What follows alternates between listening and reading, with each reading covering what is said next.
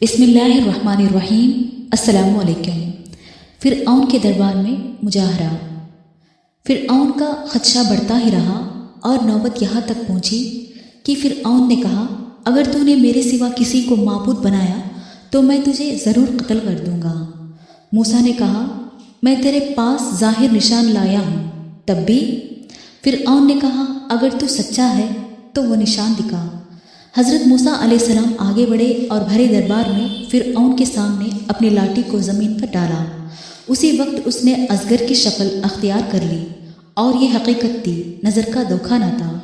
اور پھر حضرت موسیٰ علیہ السلام نے اپنے ہاتھ کو گریبان کے اندر لے جا کر باہر نکالا تو وہ ایک روشن ستارے کی طرح چمکتا ہوا نظر آ رہا تھا۔ یہ دوسری نشانی اور دوسرا معجزہ تھا۔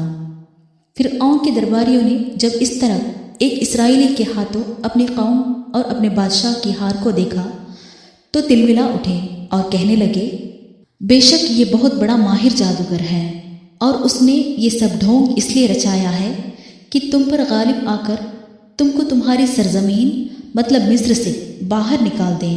اس لیے اب ہم کو سوچنا ہے کہ اس کے بارے میں کیا ہونا چاہیے۔ آخر فرعون اور فرعونیوں کے آپسی مشورے سے یہ طے پایا کہ فی الحال تو اس کو اور ہارون کو مہلت دو۔ اس مدت میں پورے راجیہ سے ماہر جادوگروں کو راجدھانی میں جمع کرو اور پھر موسیٰ کا مقابلہ کراؤ۔ یہ ہار کھا جائے گا اور اس کے تمام ارادے خاک میں مل جائیں گے۔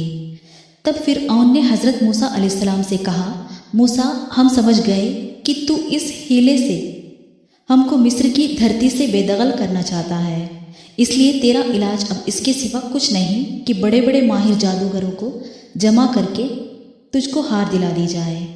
اب تیرے اور ہمارے درمیان مقابلے کے دن کا سمجھوتا ہونا چاہیے، اور پھر نہ ہم اس سے ٹالیں گے اور نہ تم وعدہ خلافی کرنا۔ حضرت موسیٰ علیہ السلام نے فرمایا کہ اس کام کے لیے سب سے بہتر وقت یوم جینا مطلب جشن کا دن ہے۔ اس دن سورج بلند ہونے پر ہم سب کو موجود ہونا چاہیے۔ مصریوں کی عید کا دن جو وفاء النیل کے نام سے مشہور ہے، کیونکہ ان کے یہاں تمام عیدوں میں سب سے بڑی عید کا دن یہی تھا۔